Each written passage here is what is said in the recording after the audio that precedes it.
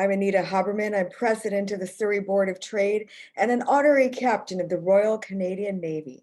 Thank you so much for joining us for this 1-hour session on a very important topic to Surrey and to Surrey's business community, and that is the Afghan refugee crisis. I'd like to acknowledge, first of all, that we are on the treaty territory of the Tawasin First Nations and the unceded territory of our Coast Salish peoples, specifically the Kwantlen, Katzie, and Semiahmoo First Nations. I'd also like to recognize that we live, learn, work, and play on the land of the Inuit and Métis peoples. Events like this simply do not happen without sponsorship support. The Surrey Board of Trade is a not-for-profit organization. And thank you so much to our business and international trade center sponsors, the law firm of Fasken, SNF Benefits, representing our Chambers of Commerce Group Insurance Plan, Scotiabank, BDC, the Business Development Bank of Canada, and Western Community College. Thank you so much for your ongoing support of the Surrey Board of Trade. I'd also like to recognize some local government officials that are with us on this call. Thank you so much for attending. Suk Dhaliwal, MP for Surrey Newton, Ken Hardy, MP for Fleetwood Port Kells, and Carrie Lynn Finlay, MP for South Surrey White Rock. Thank you so much for attending and for your partnership with the Surrey Board of Trade on our many advocacy issues that we approach you on. Just some instructions before we begin. All attendees are muted. If you have a question, please put it in the chat function of the technology and we will get to them after the presentations are over.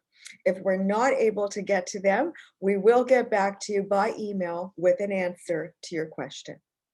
First of all, I just wanted to mention before I introduce our presenters that Surrey is going to be the largest city in British Columbia very soon. 50% of our population has a mother tongue other than English.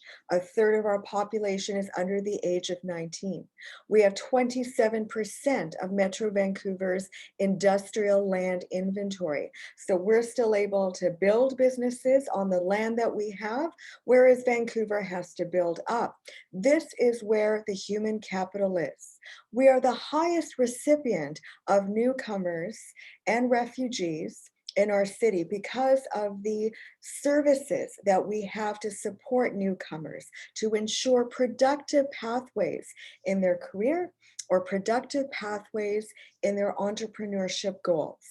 And certainly when we had the Syrian refugees come to British Columbia, Surrey was one of the, in addition to Vancouver, one of the highest city recipients.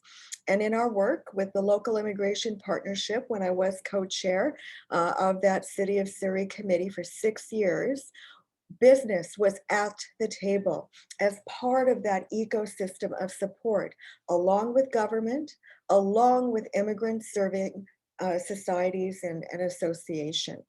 So it really took all of us to help our newcomers. And we're facing a situation that we all need to be aware of. We need to ensure that we're taking a look at our philosophies, our principles, our values as business leaders or as contributing community citizens, because in the end, we are Canadian.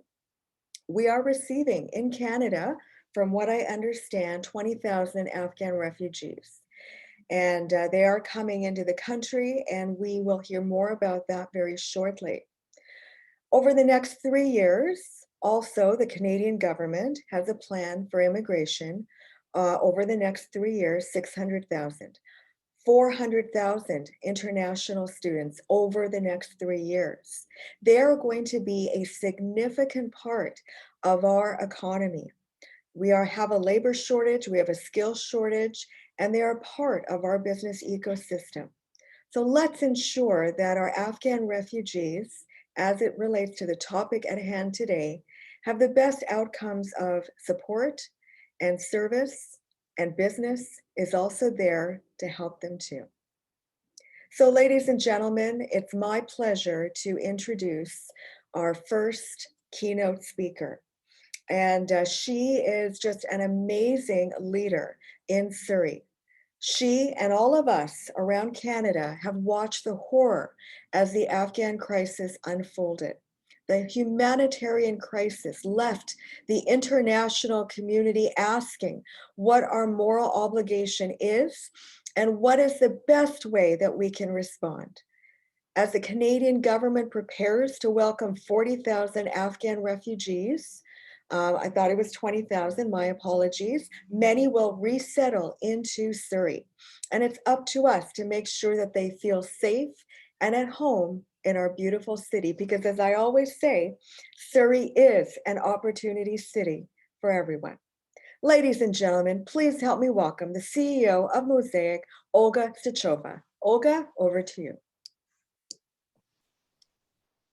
Thank you so much, Anita, for your warm welcome, the kind introduction, and first of all, the opportunity to engage the members of the Surrey Board of Trade to discuss the role that businesses and community leaders in Surrey can play in responding to the Afghan refugee crisis and in supporting the efforts underway to resettle Afghan refugees in Surrey and across Lower Mainland. I would like to start with a brief background of why is it that we from Mosaic are speaking to this topic today.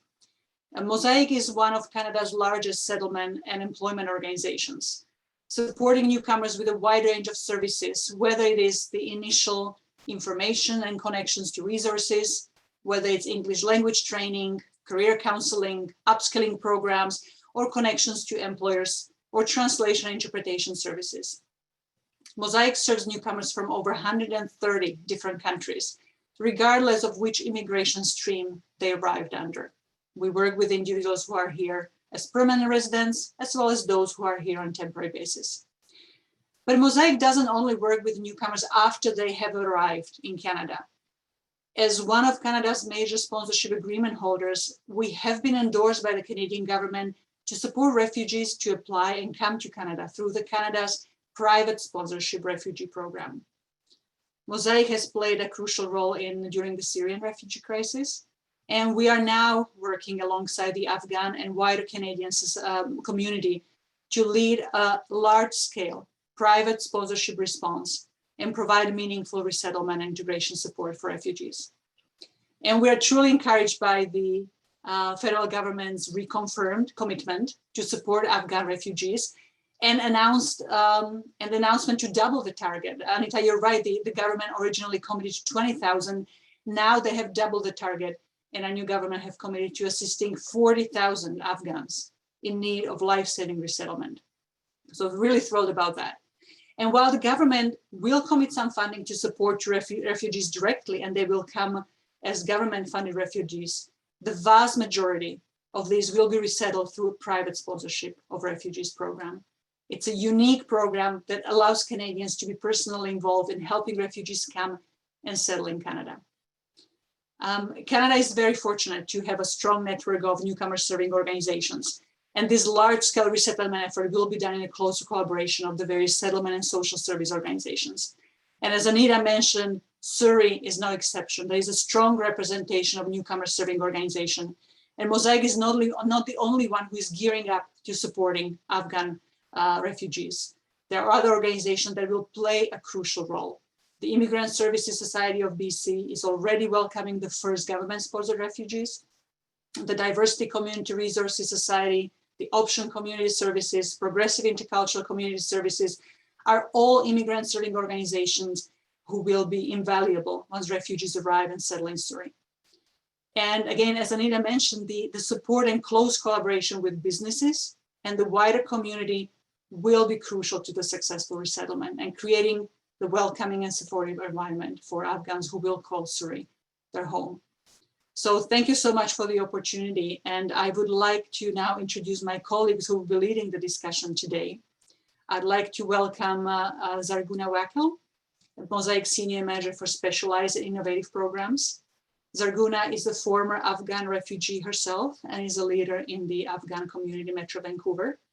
as well as Alexandra Dawley, who is Mosaic's Senior Manager for Refugee Resettlement and Integration Programs. Alexandra works very closely with the Canadian Council for Refugees and manages Mosaic's activities as a sponsorship agreement holder.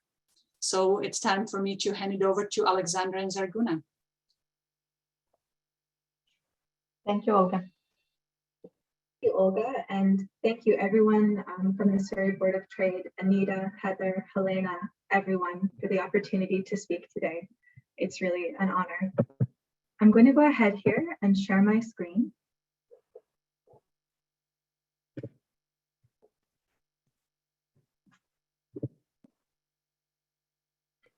Excellent. So we're here today to speak for an incredibly important cause, how together we can make a positive difference in the lives of Afghan refugees. We've been here before as a collective, as a community, and as a team in the Syrian response, in other classic responses that have set Canada apart as a leader in supporting refugees in the community. We're excited to speak with you today to see how we can continue Canada's legacy and Surrey's legacy of supporting refugees in the community. I'd like to begin by acknowledging that I'm speaking to you today from the unceded territories of the Musqueam, Squamish, and Tsleil-Waututh nations here on unceded Coast Salish territories. And first and also thank you for being here, because together we can make a difference and we can positively impact the lives of Afghan refugees. A brief overview of today's session. We look forward to providing updated information about the Afghanistan situation and Canada's response, an overview of refugee resettlement in Canada and how we can support this important cause, as well as what Mosaic is doing and an invitation for you to support our work before we talk about the life-changing power of the private sponsorship program. Today, we'll also be discussing employment, housing, and how it takes a village. As Olga kindly introduced, we're working with a variety of different passionate organizations throughout the sector. So we'd love to introduce their work as well and encourage participation from all before we go into a question and answer period. To begin, what is happening in Afghanistan? Well, the Taliban has instilled fear among women and girls, searching out high-profile women and denying freedom of movement outside their homes while imposing compulsory dress codes, severely curtailing access to employment and education, and restricting the right to peaceful assembly. The photo that you see here on the left is from a protest which was on September 2nd. At that time, the Taliban guaranteed that they would allow women to continue in positions of respect and authority. However, a secondary protest on September 7th had violent results, and it became immediately clear what the world knew to be true from the beginning, which is the Taliban is not going to be respecting the value of women and the well-being of so many across their country. As we know, the Taliban has now assumed total control. Canada and the world are watching, and we're very concerned about the well-being of women, girls, as well as activists, minority groups, journalists, members of the LGBT community, and other members who have traditionally been penalized under their harsh rule. Fortunately, Mosaic has been in continued conversations with the United Nations Refugee Agency, who are maintaining support to internally displaced people, or IDPs, who are people who have been pushed out of their homes due to the conflict throughout Afghanistan. As we know, the government of Canada was facilitating evacuations out of Kabul and out of different areas of the country, but those have ceased since the end of September. When we talk about displacement in Afghanistan, it's important to recognize that these numbers are significant and these numbers are very high. There's an estimated 2.9 million internally displaced people within Afghanistan. 2.9. And since conflict began, again, this round of conflict in January 1st of 2021, there's been an increase of 634,800 more people who have been displaced within the country of Afghanistan. And when we look at a breakdown of that, this is approximately 20% women, 20% men, and 60% children. As we've seen the conflict increase and the humanitarian crisis continue in Afghanistan, there's been an increase of 2.2 million people seeking refuge in countries, in neighboring countries around Afghanistan. These numbers can be so high that it becomes almost inconceivable to consider that these are individual people. But I'd like to take a moment to recognize that there's likely many people in this call, I know that there's people in this call, who are themselves from Afghanistan, who have friends from Afghanistan, colleagues, doctors, different people in the community who you have a close relationship with, who are being directly impacted by this crisis. And really, Canada and the Western countries, we stepped in, we pushed for freedom of speech and opportunities for women and girls. We cannot turn our back on these people now. So how is Canada responding? Well, on August 13th, the Canadian government announced that we were expanding our resettlement program to resettle 20,000 Afghan refugees. And we were pleased to see that in late September, this number was increased to 40,000 Afghan refugees. And as Olga mentioned, the vast majority of these 40,000 people will be sponsored through private sponsorship. We'll go into detail of what that really means and how we can support these efforts. We're happy to see that these expanded efforts are focusing on the needs of women, girls, and people from ethnic and religious minorities, as well as the LGBTQ community, as I mentioned earlier, are already being targeted by the Taliban. We're also very happy to see advocacy from the local Afghan community, including a push for an increased number of people being resettled into Canada, and recognizing that there's already a higher population of people from Afghanistan here in Canada, and we have sponsored significantly higher numbers of this from people from Syria. So we're in a position to support people in their resettlement as well as in their integration here in Canada. So you've heard me mention, and you've heard Olga mention at this point, a little bit about privately sponsored refugees. What does that really mean? It's important to understand that refugees come to Canada under two main avenues and several different ways within these avenues. So one way is through resettlement. And what this means is that the person has been identified as a refugee, somebody who has had to flee their home due to a conflict, persecution, and violence. They've been recognized by the United Nations or by a country of asylum, and they've been selected to come to a third country for resettlement support. So this is the case with government-assisted refugees, what's called a blended visa office referred case, as well as through the private sponsorship program. The second avenue is for refugee claimants. These are people who are asylum seekers and come to Canada to make a claim. We won't be discussing that in today's presentation, but important to recognize that this is an important pathway for refugees into Canada. So when we look at the breakdown of refugees in Canada, the government-assisted refugees are exactly what it sounds like. They are assisted by the government. So they receive financial support from the federal government and resettlement support into the country. This is on income assistance rates, and they provide support for 1 year's time. Soon we're going to speak about ISS's leadership, ISS of BC's leadership in facilitating this part of the resettlement program for Afghan refugees. The second two categories, the blended visa office referred cases and privately sponsored refugees, is an area where Mosaic stands as leaders in Canada. We are one of the largest facilitators of private sponsorship across the country. And this is going to make up the bulk of refugee resettlement in Canada. It does, and it will be specifically to Afghan refugees. This will make up the bulk of the resettlement efforts. So we, through private sponsorship, we work with community groups, Canadian citizens who come together to help refugees to build a new life in Canada.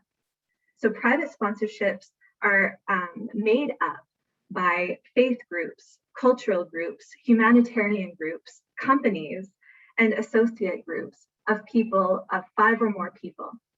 And they come together to provide financial support as well as integration support for refugees for 1 year. We're going to explore that a little bit more in a few moments, but for now, let's talk about the government-assisted refugees. The floor is yours, Zarghoona. Thank you, Alexandra. And I would like to also thank the Surrey Board of Trade for the opportunity to present today. As mentioned, I was a refugee from Afghanistan, and I came to Canada in the first takeover of Taliban. I left Afghanistan, and then later on I was resettled as government-assisted refugee. So the government-assisted refugees usually arrive in a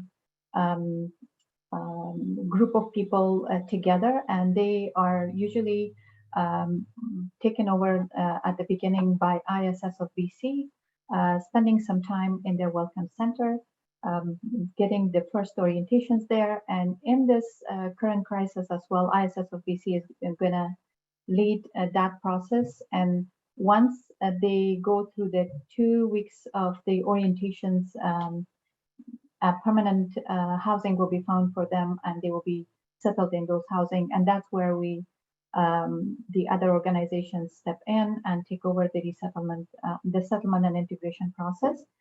So currently, ISS of BC is leading the process in BC and with other partners in Victoria and other parts of BC.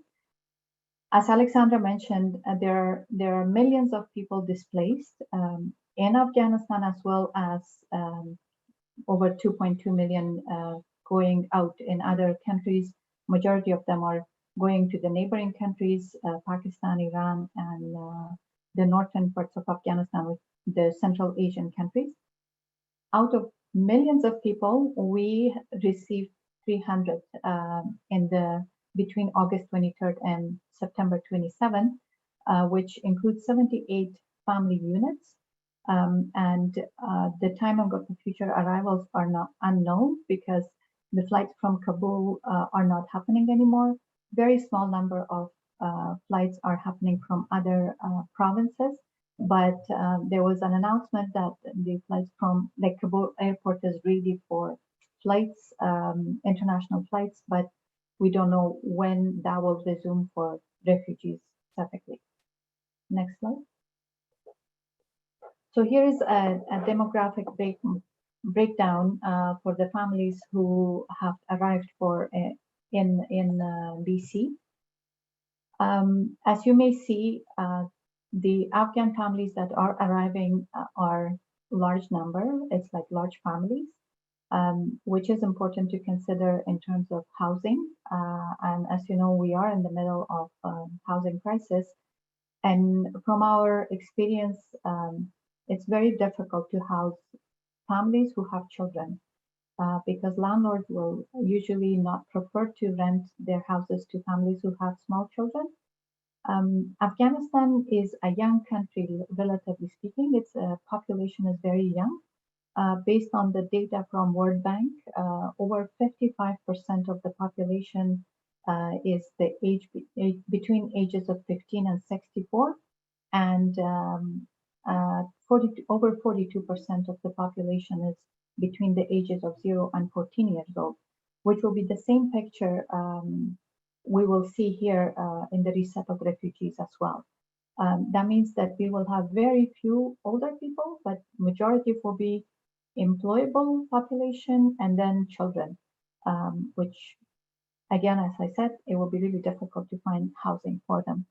As you may see here, family of 9, we have a few 8 units. Majority are family of 4 and family of 5. And the number of people the composition of individuals. Also, in the family of 9, we have 18 people, and then in the family of 8, 56, family of 7, 56, families of 5, 55, and so on.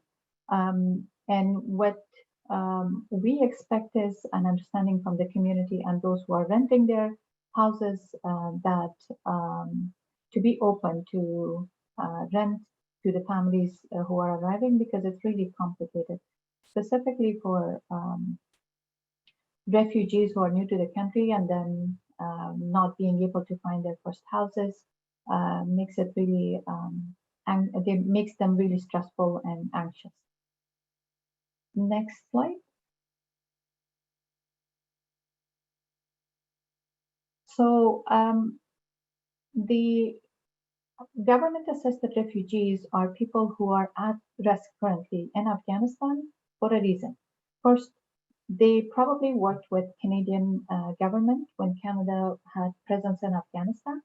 And second, Canada has identified specific groups to be resettled to Canada, and majority of them are skilled, highly educated people who worked for the government or for the organizations, were activists, or belong to a specific group of people who were more pro-change.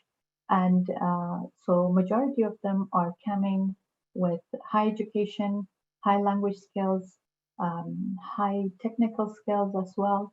But we also resettle families of those people, and not all of them have really high skill or high education. So we have to be prepared for both, to receive highly skilled immigrants as well as their family members who will require more assistance from the settlement sector and social sector.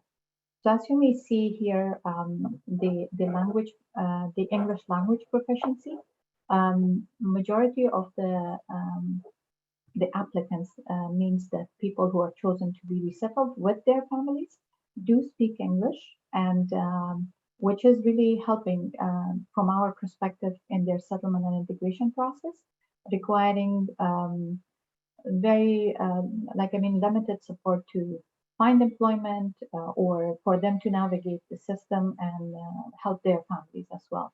And as you may see in the proficiency of the spouse, about 32 people have indicated that they do not speak English out of 34, but majority of the applicants do speak English in different levels. Read and write in first language is also important, because that also impacts their learning of English and also helping them navigate the system and the city. So the principal applicants, a majority are illiterate in their first language, and the spouses, as you may see, are less number than the applicants themselves. Digital literacy, as you may see, they also have high skills, which is also a good indication that their settlement and integration process will be faster. Next slide, please. So here, as I said, currently the Afghan community is kind of thinking that the country is becoming brain drained, because majority of the highly educated population is leaving the country. That means that Canada is gaining in this case by resettling the highly skilled population. And it's a mutual benefit for Canada and for the resettled refugees. And that should also be considered in terms of the employment opportunities for these highly skilled newcomers. In the past, we have like the experience that not all highly skilled immigrants coming to Canada actually get jobs that they should be working in, which is a loss for the immigrant population as well, refugee population, and for the country, for us, in terms of losing that talent and those skills. Next, I think, Alexandra, you should take over.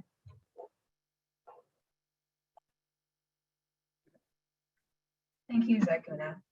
So now to shift the lens to the private sponsorship of refugee program once again, A few questions. Did you know that there have been 2 million Canadians who have reported that they have been personally involved in helping Syrian refugees come to and settle in Canada through the private sponsorship of refugee program? That's an incredible number.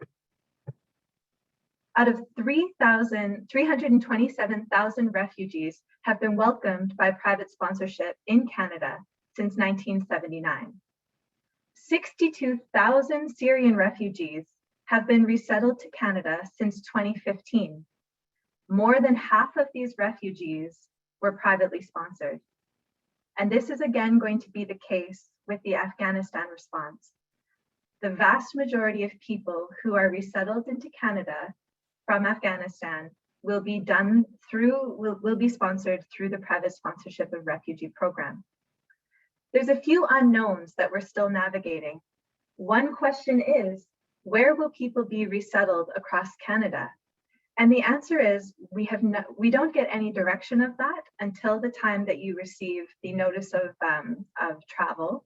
We don't know where people are going to be. However, when we look at the private sponsorship of refugee program, it will make sense that we see high numbers of refugees in Surrey, in Vancouver, and in places where there is already an Afghan population.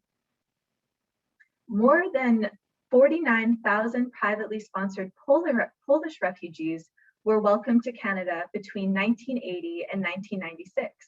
So this goes to show that this is not a new program. This is a program that has been sponsoring and supporting people from Somalia, from Syria, from Hungary, from Sudan, from different countries around the world. So this is not new for Canada. And did you know that Canada is the only country to receive the UN's Nansen Medal, which is the highest distinction bestowed by the UN for aid to refugees? When we look at the difference between private sponsorship and government assistance, there has been countless studies and reports that have recognized the long-term positive impact of the private sponsorship of refugee program for both the refugees and the countries alike. So what has been proven is that there is higher rates of community involvement because they're connected to the sponsors. They're connected to people who care about their well-being in Canada, beyond that of a settlement worker. And because of the success of people getting jobs, retaining their jobs, not relying on income assistance, giving back to Canada, becoming landlords or homeowners themselves, this project and this program has inspired similar in different countries around the world, including New Zealand, Ireland, and Argentina. So we should stand tall in the fact that Canada is a leader in this area and that this is a unique opportunity for us to really make a difference. There are millions of people across the world who want to do more to help welcome refugees. And private sponsorship is a proven way to engage individuals, community groups, and companies to directly contribute to refugee protection. This is a quote from George Soros, who is the founder, chair of Open Society Foundations, and an international philanthropist. What he's recognizing here is the role of companies to give back, to contribute, and the way that we can work together to support the well-being of refugees. So what is Mosaic doing? Well, we're walking alongside the Afghan and wider Canadian community to provide meaningful refugee resettlement and integration support. Knowledge is power, so we're working to inform members of the wider community about the opportunities for private sponsorship and the impactful services that ourselves and all of our partner agencies throughout the sector can offer them. We're also working with businesses and community partners such as IKEA, such as Lush, such as Air Canada, different Starbucks, different companies that really care and they want to give back and offer employment opportunities for refugees. There is a large number of folks from Afghanistan who are Afghan community leaders that are working at Mosaic throughout our diverse programs and leading our approach. Zarghoona, would you like to speak more to this point? Yes, thank you. So as Alexandra mentioned, we have a number of Afghan employees in Mosaic, and they were likely in different programming, which we currently are working to strategize how we should respond to the needs of the Afghan community that are arriving. So we have regular meetings. As well, the workers in Mosaic was also, thanks to Mosaic leadership, there was a recognition that the Afghan community is really highly anxious in Canada because there's a different approach, a different cultural aspect to who is being called a family between Canadian context and Afghan context. And I'm always saying this, that in Afghan context, family is cousins and uncles and aunties, including siblings and parents and children. So that means that every Afghan Canadian has a family member in Afghanistan. That means they are under pressure. And in Mosaic, it was also recognized and support put for the Afghan employees. So Afghan employees themselves are also ready to take leadership and prepare for the arrival of the newcomers. Like we have Afghan employees in case management program, in settlement program, in employment program, and I'm leading the specialized programs in Mosaic, which is mainly serving LGBTQIA seniors programs, violence prevention programs, which is also helping newcomer families to navigate the change in gender dynamic, and so on. And from the larger community, we would also expect that if you are willing to help Afghan community, it's not only the Afghan community newcomers that are arriving as refugees, but also your fellow Afghan Canadians who are here for longer. They may also experience anxiety, they also experience all the difficulties that the Afghan refugees are going overseas. They feel it here because at one point they were refugees themselves. So that will be nice to consider in terms of helping them. Majority of the Afghan community here are trying to get donations, usually funding to send back to Afghanistan because there's a humanitarian crisis happening, food shortage. So that's something that they are concerned about, and they're working towards collecting donations from the community here. Thank you. And it's worth noting that Mosaic is one of the largest sponsorship agreement holders in Canada. So what does this mean? Well, in the early 2000s, Mosaic played a critical role in connecting 1,200 people to private sponsorship placements. And this passion resulted in Mosaic becoming a sponsorship agreement holder with the Canadian government in 2017. So being a sponsorship agreement holder allows us to support refugees to resettle in Canada through Canada's private sponsorship of refugee program. In the past 5 years, we have been involved with the private sponsorship of 346 refugees in need of resettlement, and Mosaic's exceptional work has been recognized by the United Nations on a global stage. So what are we doing right now to support people in supporting their family members to come to Canada? Well, we have opened up, and I'm going to go ahead and share right now, Mosaic's website. So as leaders in Canada's refugee response, Mosaic is accepting registration for interest in Mosaic family-linked Afghan Refugee Sponsorship Initiative. So here online, Zarghoona, you're seeing my website, right? Yeah, but if you make it a bit larger, that would help. Absolutely. Oops. And while you're doing that, I need to say that we have MPs present here, I think, today in the audience, and their offices are actually playing a huge role in private sponsorship.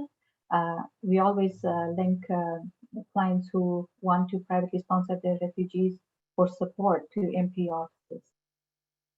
And I think Suk Dalewal is here. I personally receive, working with his office for private sponsorship. Thank you. Amazing. So in order to be eligible for private sponsorship into Canada, the individuals requiring sponsorship need to be outside of Afghanistan. So this is one of the limitations of the private sponsorship program, because in order to be considered a refugee, you have to have fled the country of conflict. If not, you're considered an internally displaced person.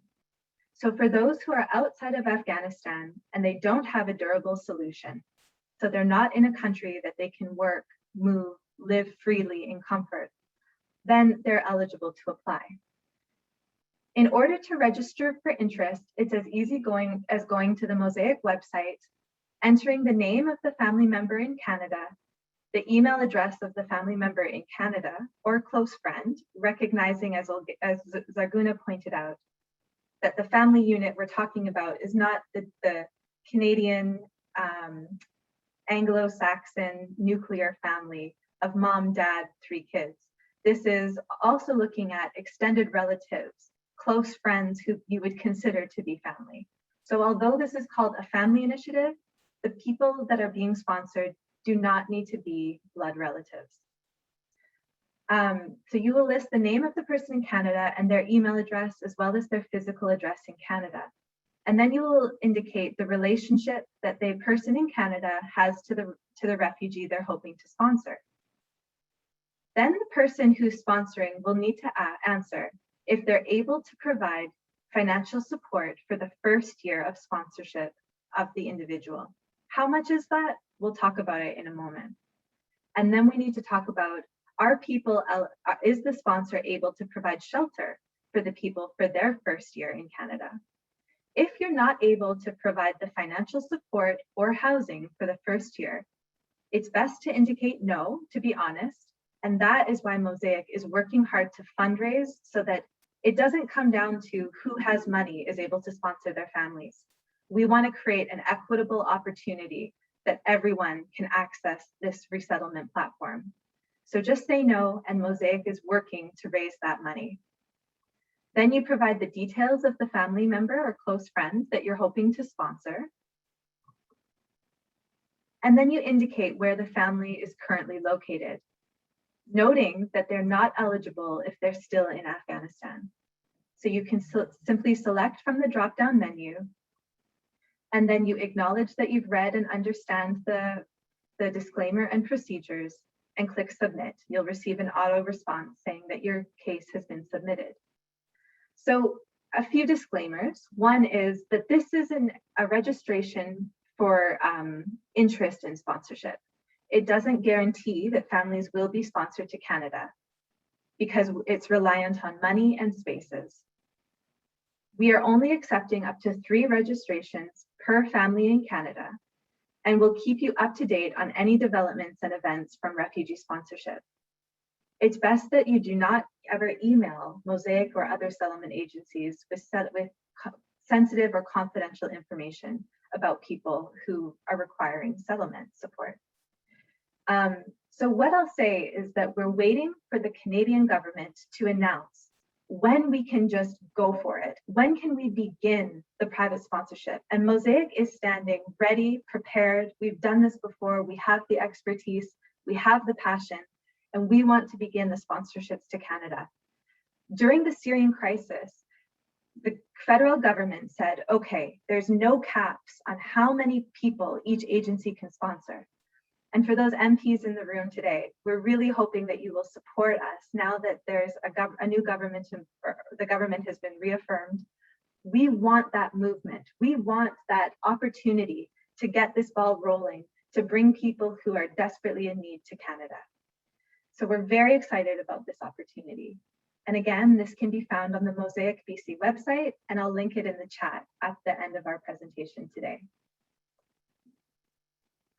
So as we meant, oh, sorry, go ahead, Zarghoona.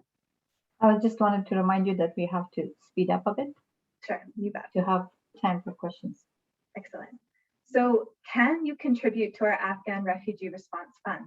A question to ask yourself. We desperately need that financial support. We are dedicated to assisting as many refugees as possible in the next 3 to 4 years. And this is going to take time, resources, and many hands. We estimate that we'll require nearly $3 million. And currently, in the registration I just showed you, there are over 300 individuals who have registered interest in sponsorship.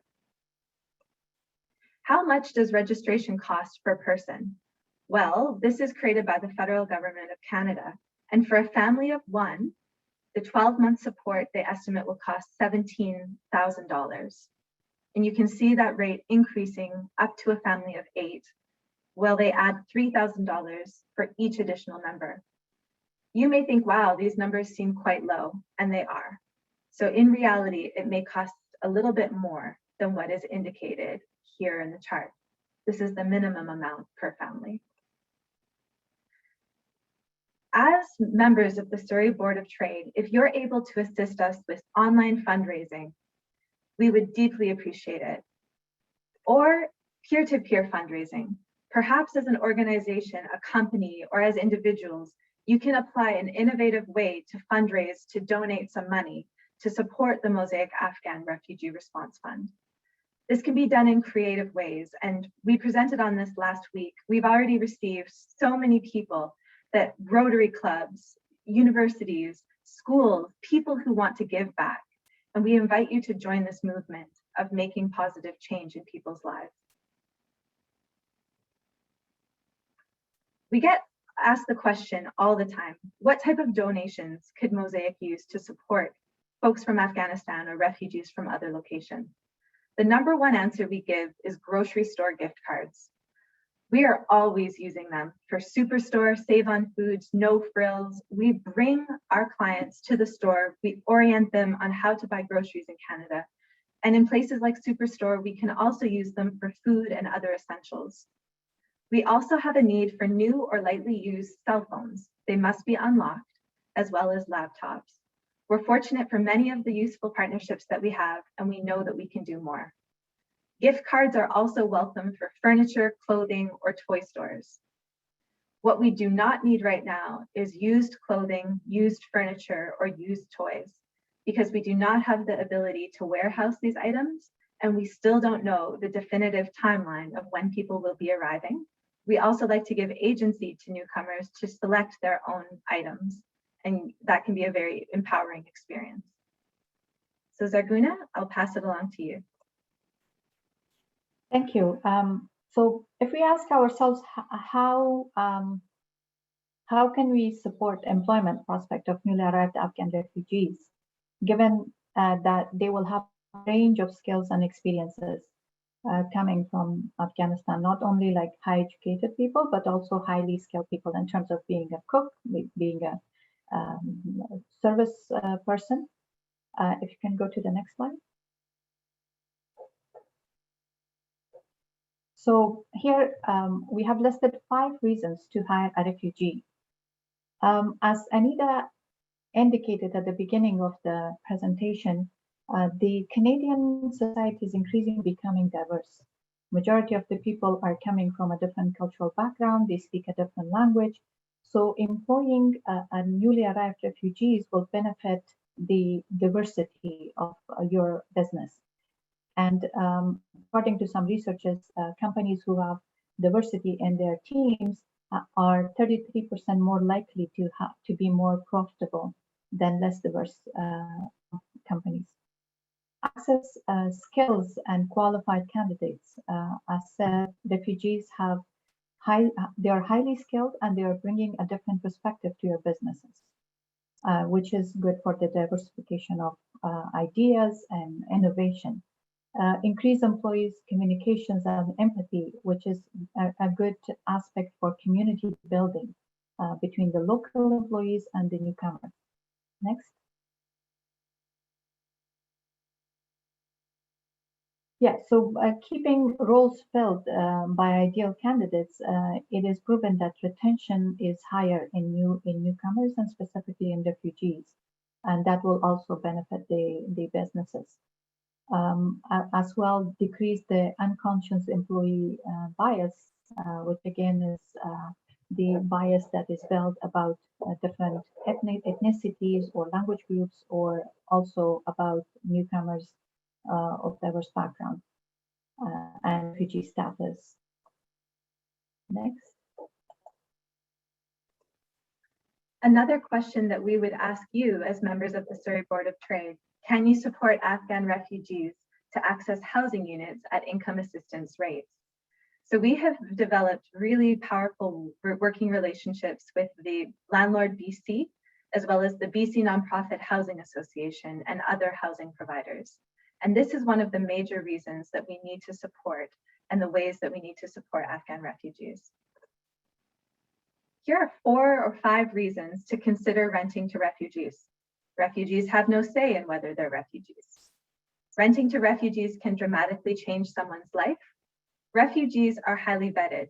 So when's the last time that you rented to somebody who has already gotten security vetting through CSIS? Probably not recently, but that is the case for refugees coming to Canada. Refugees are commonly educated on their rights and responsibilities as renters. So you can sit comfortably knowing that they've had that training.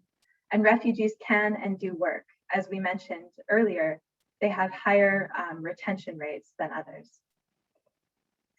Another way that you can give back is through volunteering. What can you do now? You can help raise funds. You can participate in a private sponsorship team. And what can you do later? You can prepare accommodation as people arrive. You can work to welcome teams and to support people in Canadian life, employee mentorship, or language support. So there's many opportunities now and opportunities that will be coming up. And finally, it takes a village. We'd like to acknowledge some of the other key agencies in the Afghan response throughout Surrey, including Diversity, VAST, Options, ISS of BC, New Hope Community Services Society, Zaytuna, the Muslim Food Bank, and more. So in summary, what can you do as members of the Surrey Board of Trade to support Afghan refugees? Number 1, consider privately sponsoring refugees to Canada as individuals or as a company group, and Mosaic can support in this effort. Number 2, you can support Mosaic's critical work and our critical support through the Afghan Refugee Response Fund. You can donate needed items such as gift cards, technology, consider hiring refugees, help us to house refugees, and ask questions and connect with Mosaic or any of the other wonderful agencies that we've listed that support refugees. If there's time and space for questions, we would welcome them now. Thank you, Anita. Thank you so much.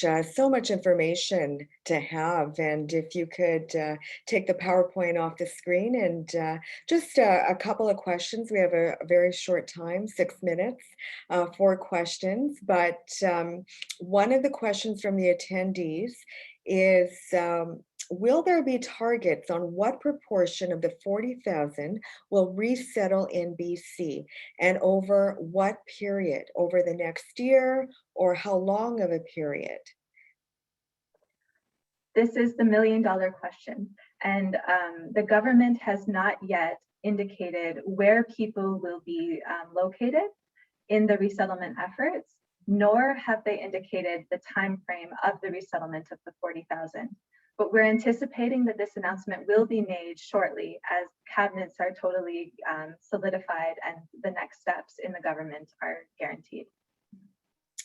The other question is, how are we in Surrey preparing for the healthcare support that refugees need? We saw that with the Syrian refugees, healthcare supports. You mentioned housing.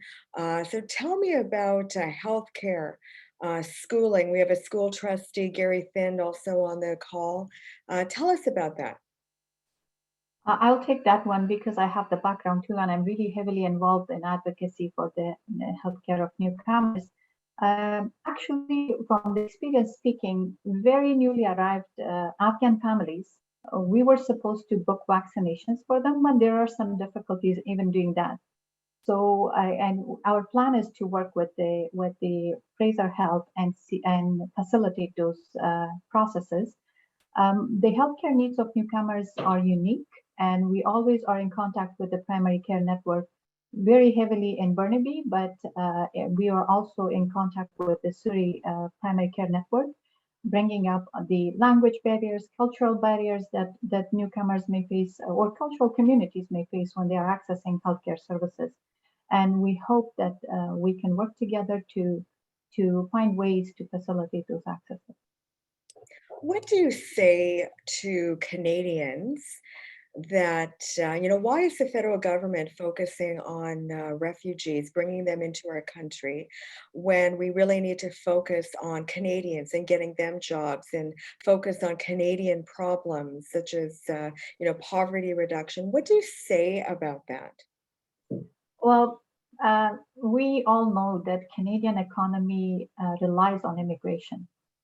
And without we have this the aging population issue in Canada, and as we saw the demographics of these new refugees, they're very young. The majority of them are employable. That means it's a benefit to the Canadian economy, and in the long run, they are benefit even bigger benefits to the Canadian society because their children are going to be Canadians, and they don't need that support that their parents may need at the beginning of their arrival. And as I said, this group of the Afghan refugees are specifically because of the high skill set. The Canadian economy will benefit from them because their integration will happen very quick. And I could add to that that additionally, what we see is that it's a mutual exchange. When refugees are supported in Canada, it's not a one-way street. So my mind goes to different ministers, different business owners, people who have come to Canada with refugee background and are now employing others, supporting others, enriching the economy.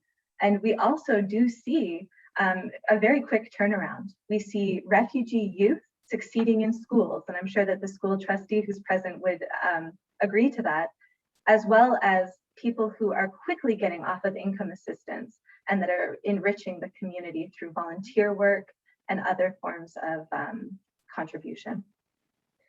I wanted to mention that when the Syrian refugees came to Canada, and of course, as I mentioned, many of them resettled or settled in Surrey, and some of them actually opened up businesses. They came to our business center, went through all the processes.